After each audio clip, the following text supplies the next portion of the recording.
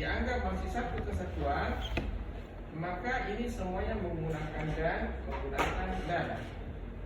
Perangkainya sama. Perangkai yang sama bisa kita lakukan beberapa hal. Kita bisa menambahkan tanda kurung, seperti misalnya kita apa di sini, ya. Kita juga bisa memindahkan tanda kurung, ya. Jadi misalnya kalau tanda kurungnya tadi di sini, kita bisa ini dan, kita bisa pindahkan menjadi di sini. Ini kita kurung. Kita bisa pindahkan seperti ini. Jadinya bisa juga kita tukar posisi. Maksudnya B-nya ini bisa ke depan, negasi B-nya bisa ke depan, atau negasi A-nya kita bisa ke depan sehingga menjadi negasi A dan dalam kurung dan negasi B. Dalam kurung ini jangan diutak-atik, ya, terlebih dahulu kasih tahu seperti itu. Bisa juga kalau negasi B-nya ke depan menjadi negasi B dan dalam kurung dan negasi A. Yang dalam kurungnya tetap jangan diubah. Nah, sekarang yang mana kita pilih? Apakah yang pertama atau yang kedua? Kalau saya dengan kondisi soal seperti ini, saya akan pilih yang kedua, yang pertama. Kenapa?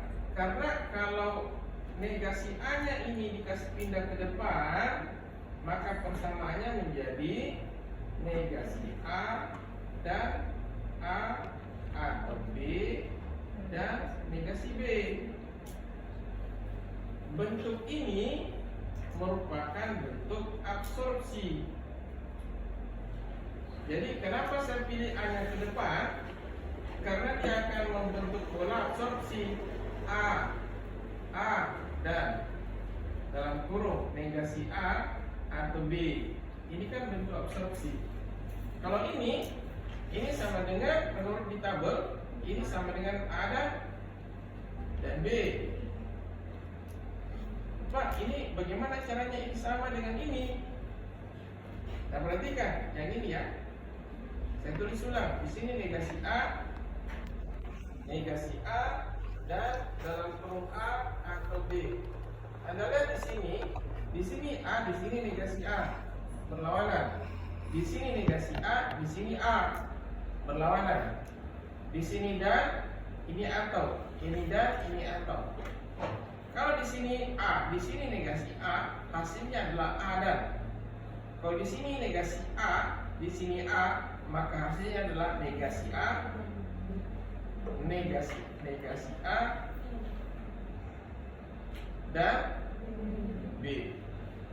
Sehingga bagian ini setelah kita pindahkan negasi A ke depan akan menjadi sama dengan negasi A dan B dan negasi B. Ini tinggal tulis ulang dan negasi B. Tapi ini merupakan hasil penyederhanaan dari bagian ini pakai hukum absorpsi.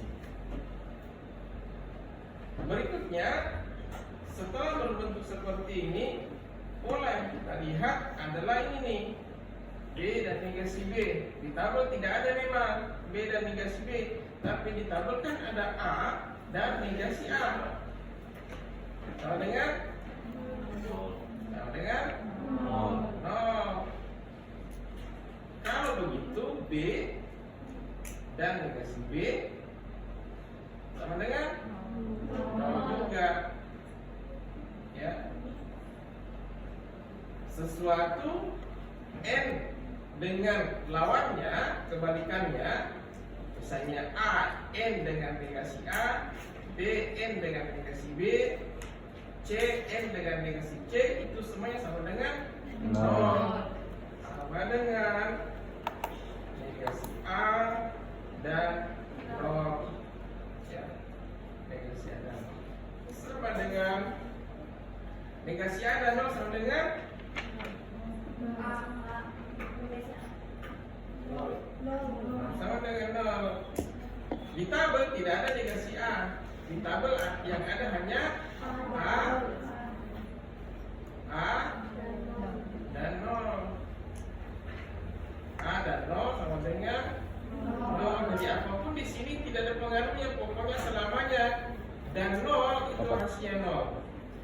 Mau negasi A, negasi B, ada persamaan yang panjang, terus di sini dan 0, ini sama dengan 0. Apapun di sini tidak usah dipedulikan. Ya, jadi hasilnya juga ada 0. Karena 0, ya hasilnya 0, maka merupakan kontradiksi. Ya, nanti Anda jadi Anda tulis di penjelasannya bahwa karena hasil penyederhananya menghasilkan nilai 0, maka kontradiksi. Tambahkan penjelasan.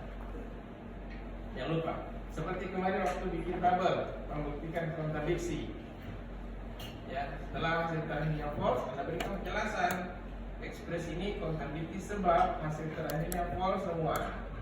Kalau ini hasil penyederhananya bernilai 0.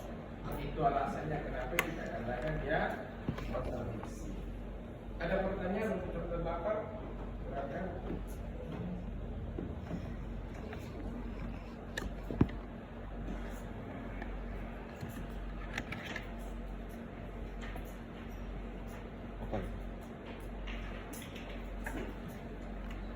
Oke, kita lanjut. Kalau begitu contoh 9. Contoh 9 ini juga contoh 9 ini merupakan contoh kontingen. Kontingen itu bukan nilainya bukan 0, bukan juga 1. Ya, bukan 0, bukan juga 1.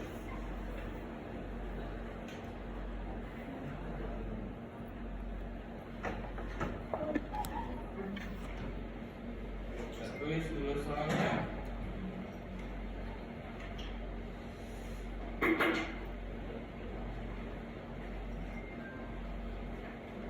A atau B dan negasi A.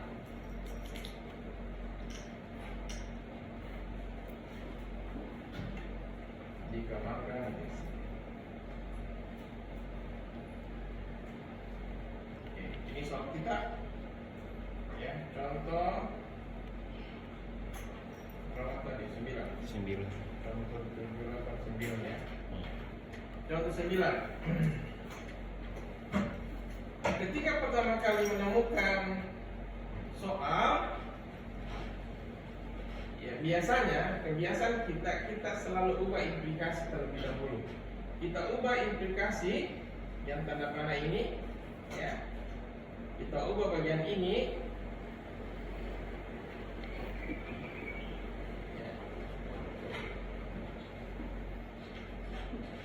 Ini saya punya pena, baterainya sudah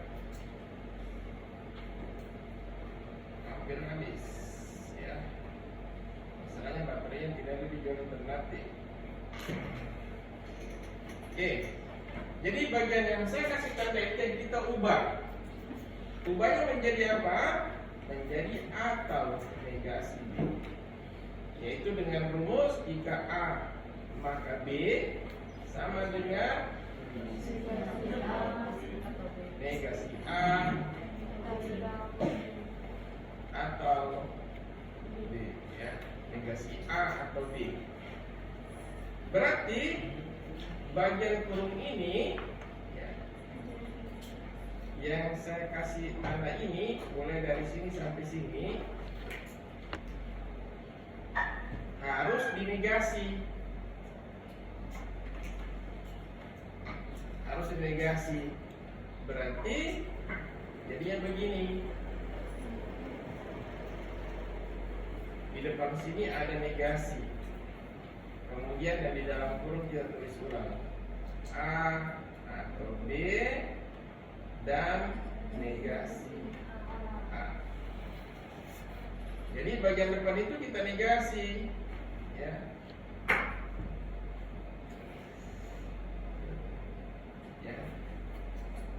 bagian ini kita negasi. Berarti yang saya kasih warna kuning ini harus kena negasi semua. Berikutnya, karena sudah tidak ada implikasi, kita masukkan negasi ini ke dalam kurung. Ya. Masuk ke dalam pertama, ketika sudah masuk, yang kena negasi adalah yang di dalam kurung A atau B. Dalam kurung A atau B.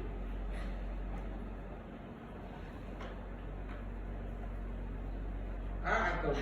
Itu kena negasi pertama. Berikutnya yang kena lagi adalah dan dinegasi menjadi atau. Berikutnya yang kena negasi adalah A. Yang kena negasi adalah negasi A. Ini kan negasi A ini. Kalau kena negasi menjadi negasi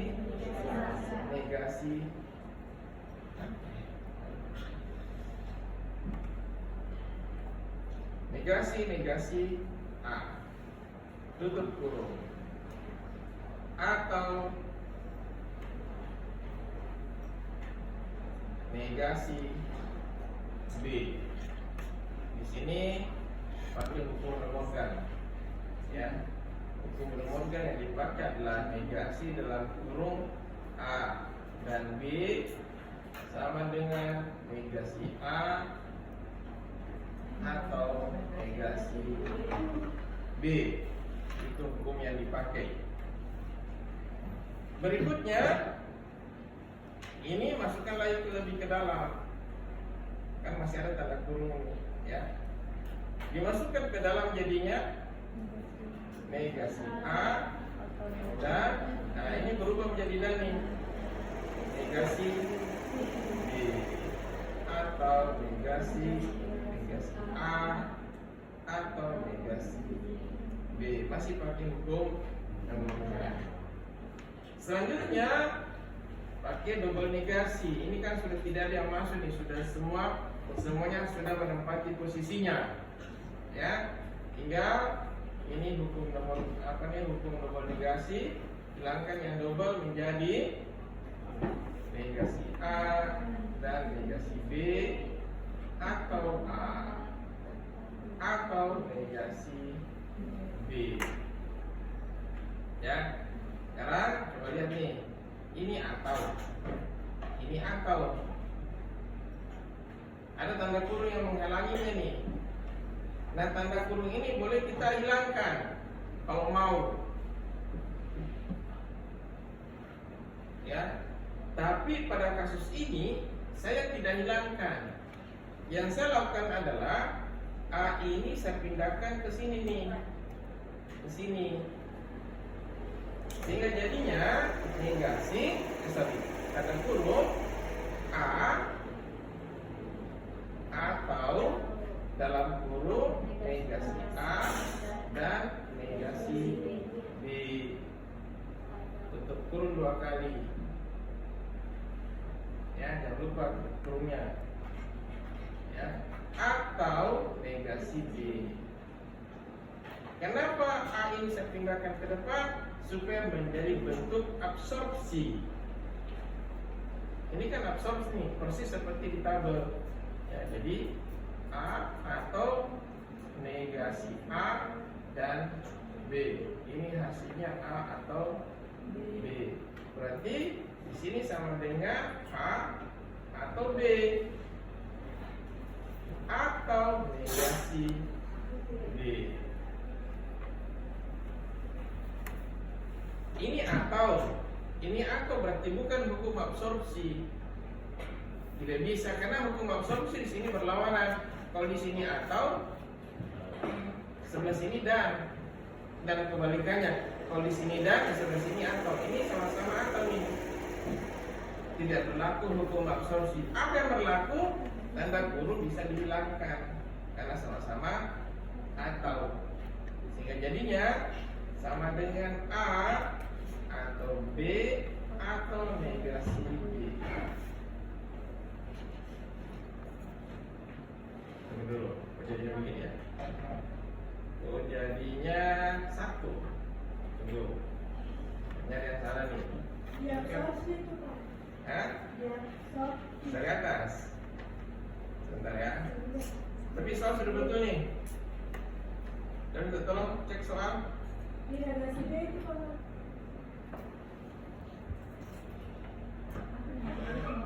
di bawah. Itu sebenarnya A atau negasi B. Ini. Ya betul ya. Ini A atau negasi B ya. Bisa tuh langsung kelihatan kesalahannya. A atau negasi B ya. Berarti di sini negasi B. Negasi B atau negasi B sama dengan negasi B. Di tabel tidak ada. Yang ada A atau A sama dengan A. Negasi A atau negasi A sama dengan negasi A. Kalau begitu B atau negasi B sama dengan negasi B, sama dengan A atau negasi B. Nah, sampai sini tidak bisa lagi diuraikan, tidak bisa disederhanakan lagi. Jadi ini adalah bentuk yang paling terakhir, bentuk yang paling sederhana. Bentuk sederhana ini bukan 0, bukan 1. Artinya dia kontingen. Jadi bentuk ini merupakan kontingen.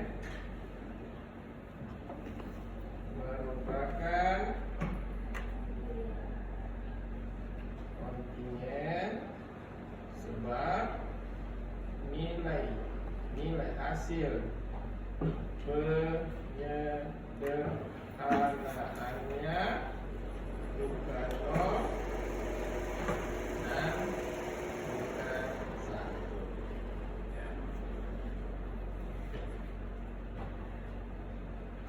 Oke. Begitu. Ada pertanyaan? Kalau di sini bagaimana?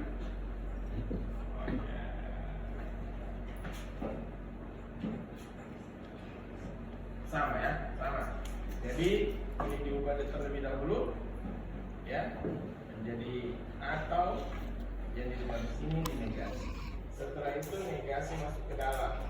Pertama ini menjadi atau, negasi A menjadi negasi A. Berikutnya ini masuk ke dalam lagi menjadi negasi A dan negasi B. Yang lainnya tetap. Berikutnya hukum double negasi dihilangkan menjadi ini, tinggal A. Setelah itu A-nya dikasih ke depan menjadi seperti ini, ya. Kemudian ini pakai hukum absorpsi menghasilkan A atau negasi B. Kemudian tadi atau bisa pindahkan tanda kurung yang tadinya di sini bisa pindah menjadi begini seperti itu. Atau bisa juga dihilangkan seperti yang saya lakukan tadi.